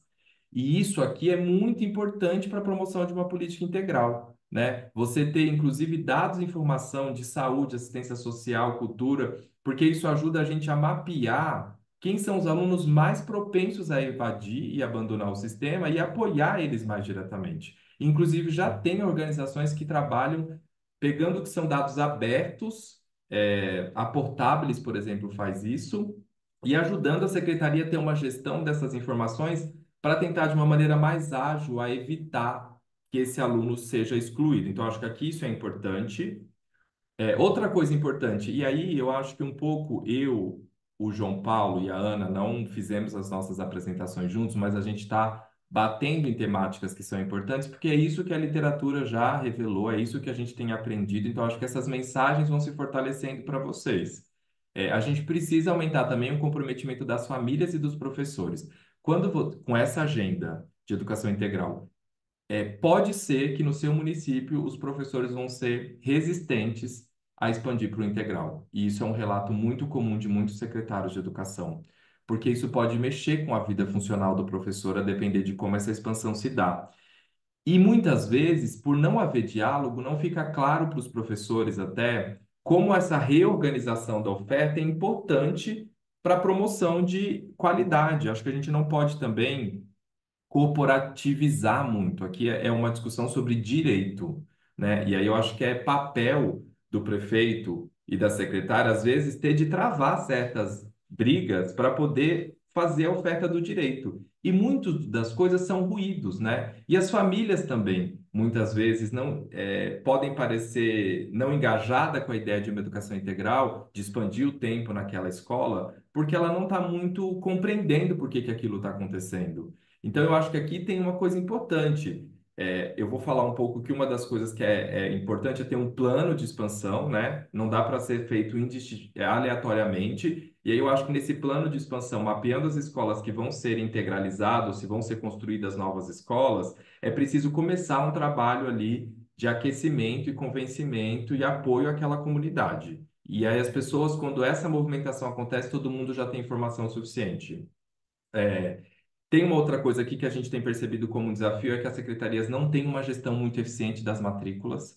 Então, se você não sabe, por exemplo, o quanto uma escola tem ociosidade, o que que é ociosidade? Tem vários cálculos que você pode fazer, inclusive qual o tamanho do metro quadrado da sala daquela escola e quantos alunos estão matriculados. Isso te ajuda a entender se você tem espaço ou não tem espaço. E isso é uma conta necessária para você fazer quando você vai expandir para o integral, porque talvez você tenha que remanejar algumas matrículas. Aquela escola tinha 600 alunos, ela vai ter 300. O que vai acontecer com os outros 300 alunos? E isso, muitos sistemas das secretarias ainda são muito manuais. O que a gente tem percebido é que secretarias que conseguem fazer isso com agilidade, elas têm sistemas mais informatizados, mais organizados. Então, aqui é importante olhar como tem sido feita a gestão da oferta e aí, uma outra coisa que já foi dita, essa eu não vou me explorar muito, a expansão deveria estar condicionada à maior vulnerabilidade dos territórios, inclusive onde há maior pressão de demanda. Então, acho que aqui a gente vê um padrão muitas vezes que é assim, coloca a escola de tempo integral lá no centro da cidade, perto da igreja matriz, e isso aqui só reforça a injustiça social, porque em geral essa escola já está no bairro com maior índice de desenvolvimento, onde as famílias têm maior acesso, e a gente está, às vezes, colocando aquela escola modelo no lugar onde ela menos entrega valor. Ela entregaria muito mais valor em um bairro com maior vulnerabilidade social. E outra coisa também que o João Paulo falou muito tudo nasce de um currículo. Então, não é só expandir a carga horária e falar agora você é uma escola integral. Eu tenho que ter uma proposta pedagógica para isso. E os professores, às vezes, eles são resistentes porque eles não sabem o que eles vão fazer como professor desse componente diversificado. Então, eu sou um professor formado em História e aí estão me dando uma disciplina eletiva XYZ.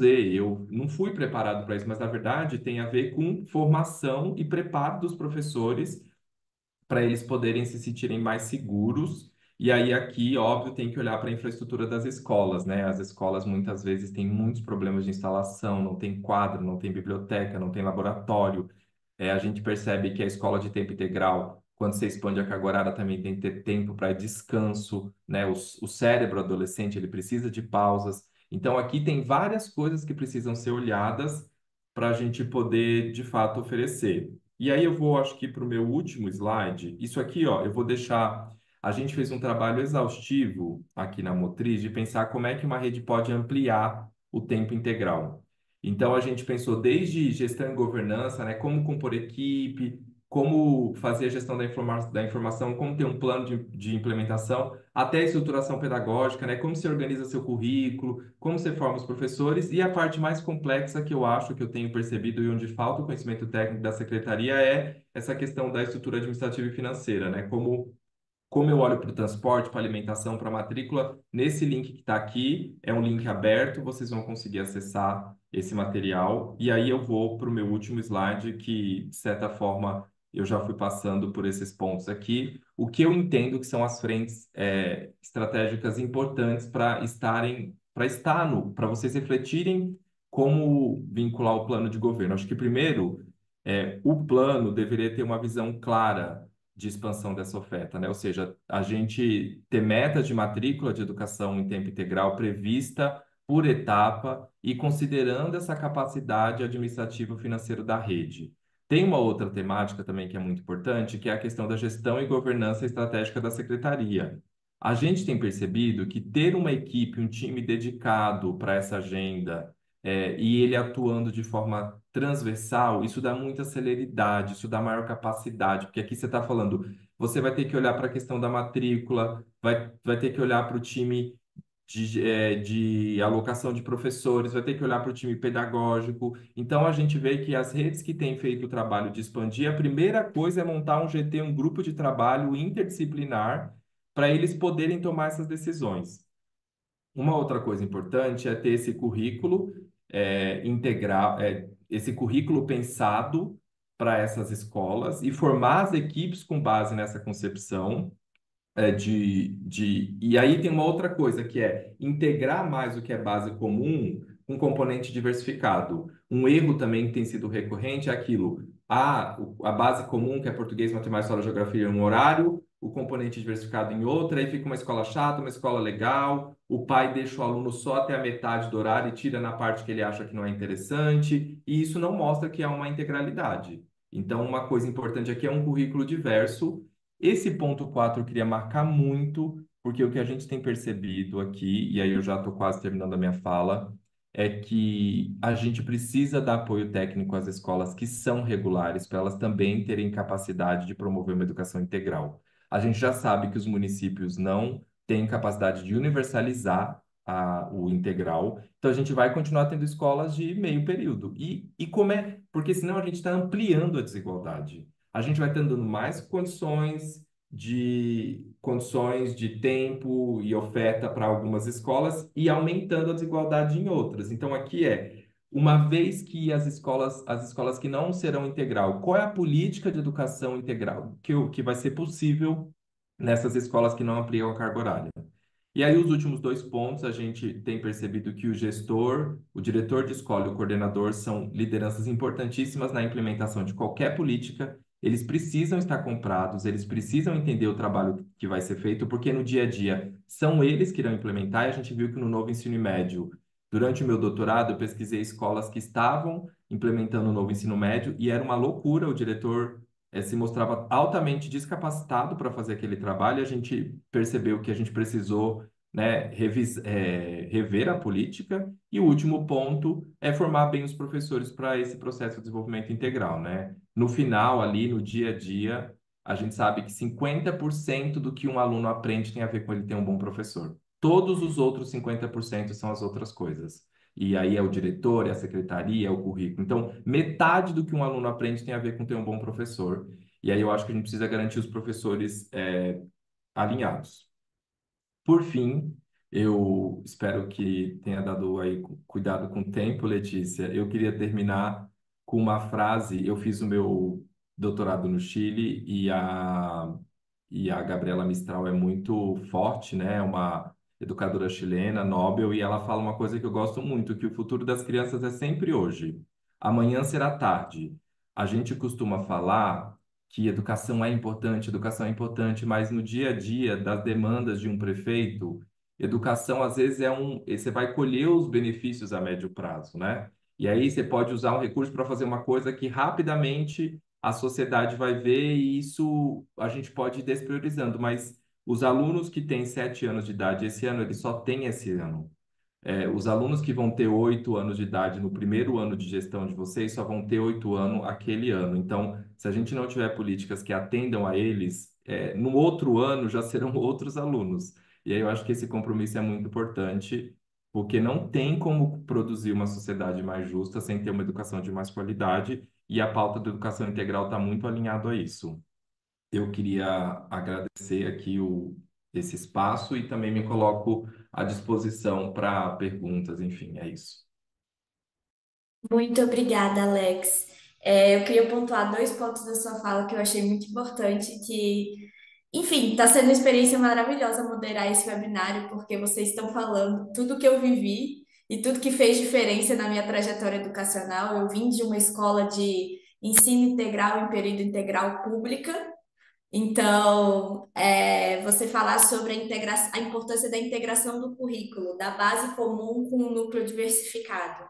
Isso é uma das coisas que mais faz diferença para a gente que passa por esse modelo, para nós jovens que passam por esse modelo. Fez diferença para mim, fez diferença para os meus colegas, que eu tenho contato até hoje. Então, isso é muito importante, e principalmente essa integração entre as secretarias para fazer uma abordagem integrada de apoio ao aluno. Eu acho que isso é essencial, porque você também descobre esse background dele além da escola, para entender como fazer com que ele entenda que a escola é importante, que a escola é essencial. Então, muito obrigada pela sua fala. Vamos passar para a parte de perguntas e comentários. Eu vou ler 3 comentários aqui no chat que nós recebemos. Temos o comentário da Cristiane Lara, de Itaúna, Minas Gerais. Ela agradece a FNP pelo Tendências para Cidades. Ela diz que é uma grande oportunidade ouvir renomados palestrantes com excelentes conteúdos para capacitação. E diz que Itaúna, Minas Gerais e todas as cidades participantes são privilegiadas por essa formação. Muito obrigada, Cristiane. Prazer tê-la conosco. Heloísa Helena, de Campos dos Goytacazes, no Rio de Janeiro, diz: trabalhei anos com educação integral, mas uma educação integral longe do que pensamos como a verdadeira educação integral. Educação integral não é colocar a criança o dia inteiro na escola, é muito mais que isso. Portanto, a capacitação dos envolvidos é fundamental para essa compreensão do que é realmente uma educação integral. Muito obrigada pelo seu comentário, Heloísa. O Plínio José disse: a educação integral em escolas de tempo integral deve ser o rumo para quem prioriza a qualidade na educação pública. Portanto, todo esforço para constar nos planos de governo. Muito obrigada, viu, Plínio? Agora nós temos 2 perguntas. Eu vou falar as perguntas. E aí, João Paulo, Alex e Ana, sintam-se à vontade para responder as duas. Cada um tem 3 minutos para responder as perguntas. E já respondam fazendo as suas considerações finais, tá bom? A pergunta 1 é do Daniel Nunes. Com relação à inclusão, como fazer para deixar de ser de faz de conta na educação? Clara Reis, num planejamento de educação integral, como incluir as crianças com transtornos diversos e dificuldades? João Paulo, podemos começar com você? Podemos sim. Então, Letícia, já quero aproveitar e agradecer pela oportunidade de poder participar de um debate tão importante quanto esse. E acho que as 2 perguntas que apareceram, que tratam especificamente da inclusão, elas evidenciam uma questão que a Ana Helena trouxe, acho que o Alex trouxe de uma maneira um pouco mais concreta, acho que eu fiz um leve tangenciamento, de que expandir o tempo integral, de alguma forma, é um desafio de rede. E, na medida que pensar o tempo integral na dimensão pedagógica, ela é muito importante.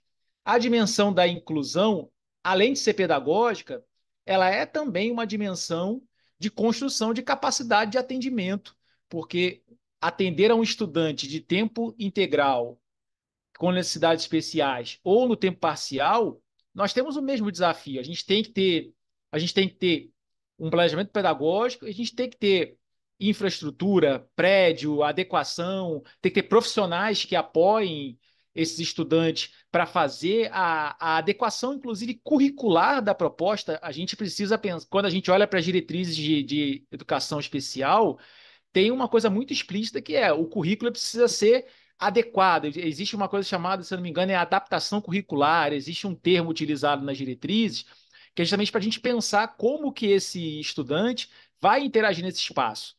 O que a gente tem, principalmente depois da pandemia, é um grande desafio de trazer esses estudantes. E a gente tinha um desafio antes da pandemia, acho que a pandemia trouxe um grande desafio de como é que a gente fazia um atendimento remoto com esses estudantes fora da escola e o retorno às escolas. E eu tive essa experiência como secretário de educação, foi muito desafiador, porque a gente precisou ampliar a nossa capacidade de cobertura e atendimento para esses estudantes, o que vai demandar ter formação de professores, materiais específicos, profissionais que possam fazer o acompanhamento, quando necessário, desses estudantes dentro do espaço escolar. Então, eu penso que, seja para o tempo integral, seja para o tempo parcial, esse é um desafio que está posto para a gestão do município desses estudantes e também é um desafio da rede estadual.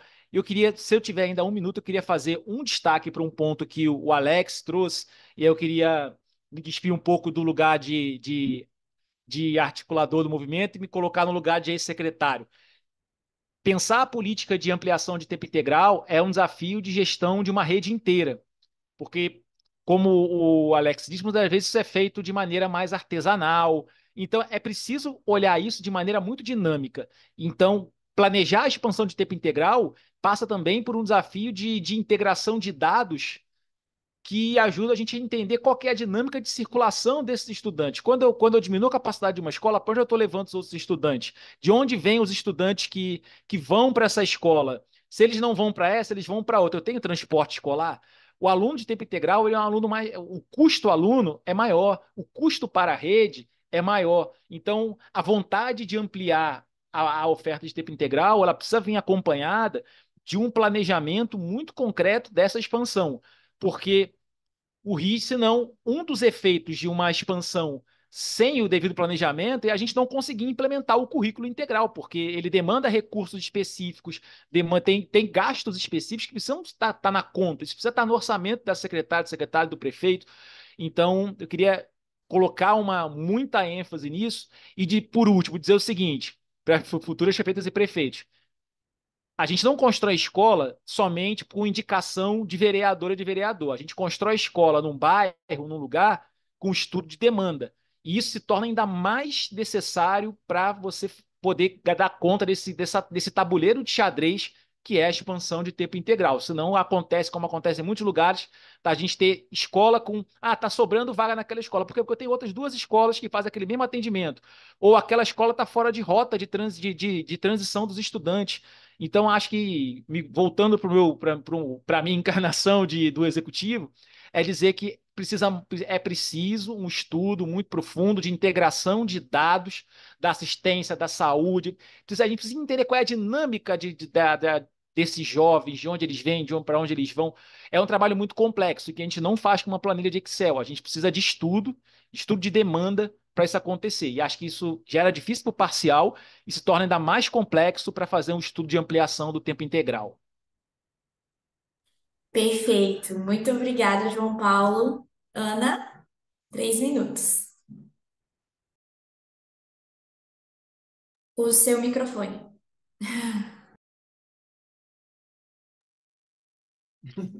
Desculpa, vamos lá. Bem, acho que as duas perguntas, na verdade, elas se convergem, né, para a questão da inclusão. E aí é interessante, porque nós estamos falando que a educação integral, e eu acho que isso teve aí uma sinergia grande entre as três falas, e o Alex pontuou bem que não é à toa, né? Porque afinal de contas já tem uma literatura que embasa e experiências práticas que vão mostrando. A gente está falando que é um conceito, né? Nós não estamos falando só de tempo, nós estamos falando de um conceito que considera a integração dos aspectos cognitivos, sociais, afetivos, culturais. E considera também uma gestão democrática, considera diálogo com o território, a intersetorialidade, mas tem que ser uma educação que também considere, que combata a exclusão, né? A exclusão das crianças mais pobres, das crianças indígenas, negras, ribeirinhas, da zona rural e as crianças com deficiência, né? Que são aqueles que são historicamente excluídos. Então, é preciso romper uma cultura que o Brasil tem, que é a cultura do fracasso escolar, que nós naturalizamos que as crianças, adolescentes e jovens, por determinadas condições, sejam elas raça, cor, nível socioeconômico, deficiência, é normal que elas não aprendam, é normal que se faça de conta, elas agora estão na escola, mas não são comprometidos com a aprendizagem, e é normal que ao longo do tempo elas acabem evadindo, né? Isso não é normal, não é natural, mas essa cultura naturaliza o que é escandaloso, vamos dizer assim. Então, se nós não combatermos essa cultura do fracasso escolar, nós não vamos conseguir, de fato, incluir todas essas crianças, incluindo aquelas com deficiência, né? Agora, acho que o João pontua muito bem que para tanto, é preciso condições. Porque não, assim, é preciso condições. Condições concretas e físicas, desde infraestrutura do prédio, né? É, de acessibilidade, de material didático e de formação dos professores e de apoio aos professores e apoio às escolas. As escolas e os professores precisam ser apoiados. O Alex mencionou o quanto é importante envolver os professores e romper com o corporativismo. Eu concordo plenamente, Alex. Mas também os professores precisam de condições, eles precisam se sentir com condições de trabalho. Muitas vezes o que a gente exige dos professores é que eles tenham um trabalho que sem a condição. E aí fica muito difícil. Então, as duas coisas precisam andar muito juntas, né? Então, eu acho que basicamente sim, precisa de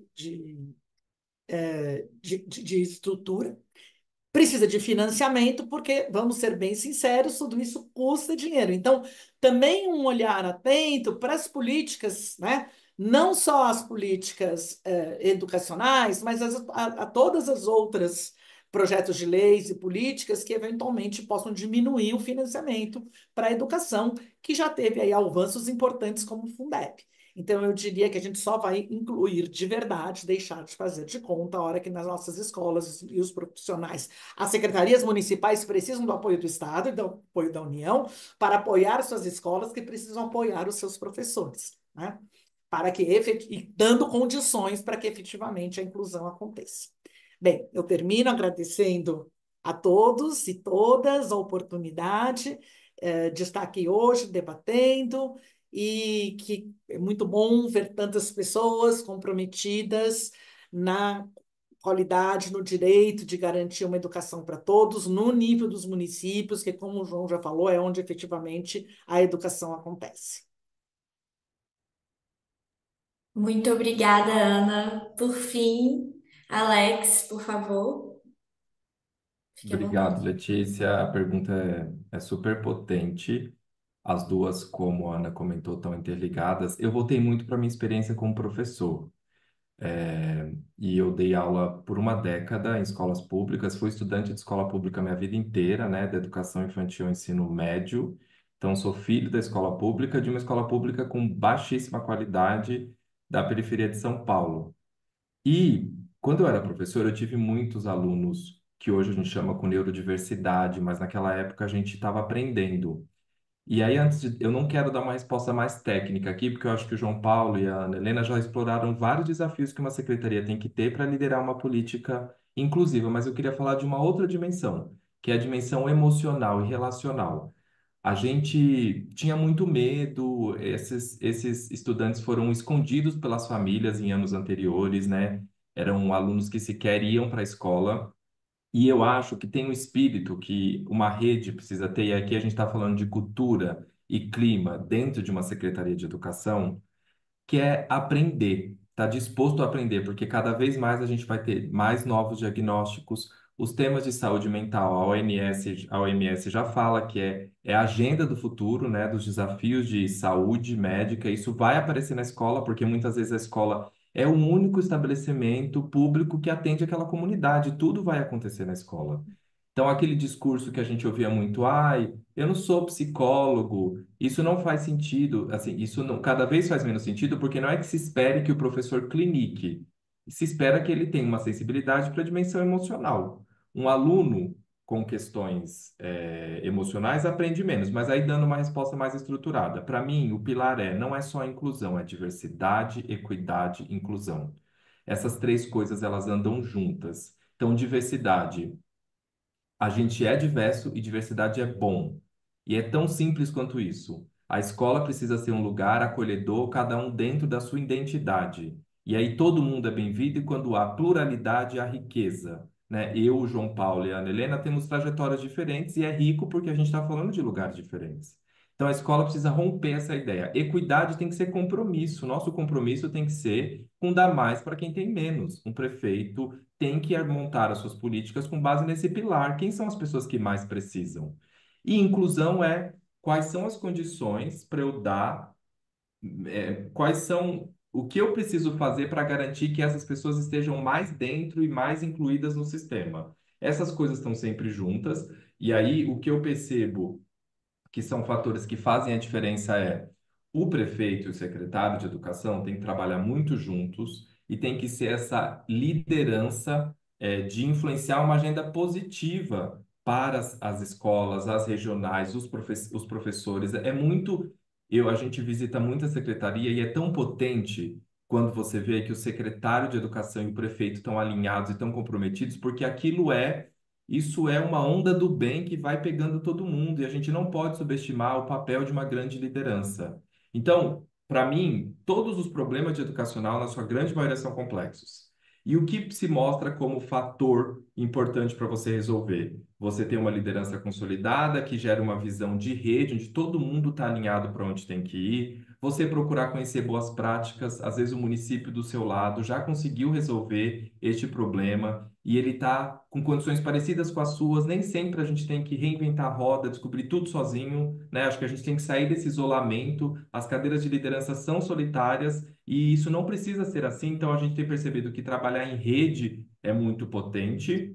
Eu acho que a gente tem que conhecer a nossa rede, ver quem está conseguindo ter essas boas práticas de inclusão, porque isso gera condição para outras escolas, e dar um passo de cada vez, né? Porque o que a gente vê no tema da inclusão é assim, mas eu preciso ter o psicólogo, eu preciso ter o elevador, eu preciso ter. E aí você vai buscando o mundo ideal e da perfeição e sai dos pequenos passos que você pode dar nas condições que você tem.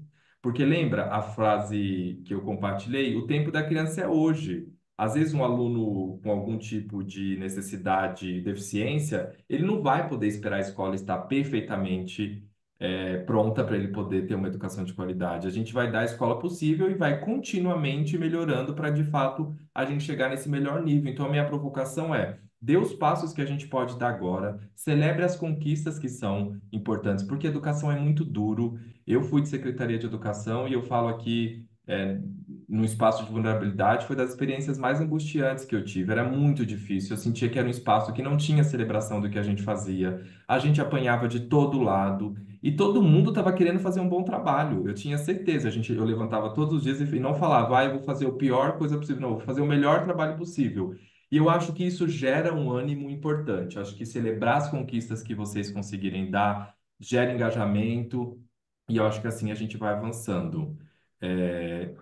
Gente, de verdade, aqui em São Paulo é feriado, para quem não sabe, e foi um feriado super produtivo. Eu estou feliz de ter usado o tempo do feriado para estar aqui com a Ana, com o João e com a Frente Nacional. Que trabalho incrível vocês estão fazendo nessa agenda. Eu, de verdade, desejo sucesso para todos os candidatos que estão aqui, pré-candidatos. Estejam onde estiver, que vocês sigam com esse compromisso de melhorar o território em que vocês atuam, porque isso muda a vida de muitas pessoas. Estar numa cidade comprometida com o desenvolvimento social muda a trajetória de muitas pessoas nesse nosso país. Então, muito obrigado mesmo. Muito obrigada, Alex. E com isso, eu agradeço imensamente nossos convidados, João Paulo, Ana Helena, Alex Moreira, e a todos que assistiram a esse webinário. Reforço que toda a nossa programação futura e os nossos episódios anteriores vocês podem acessar no nosso site tendências.fnp.org.br. Lá tem o link para o nosso YouTube. Encerro esse webinário convidando todas e todos para o nosso próximo episódio, que será realizado na sexta-feira, 12 de julho, com o tema Equidade Racial na Educação Municipal. Nossos convidados serão a Ana Penido, diretora do Centro Lema de Liderança para a Equidade na Educação, a Ariana Brito e o Giovanni Rocha, da Marim Consultoria Antirracista, e Vidal Dias, diretor executivo do Instituto da COL. E antes de finalizar, eu agradeço mais uma vez a parceria da Fundação Lema, patrocinadora desse episódio. Um abraço e até mais.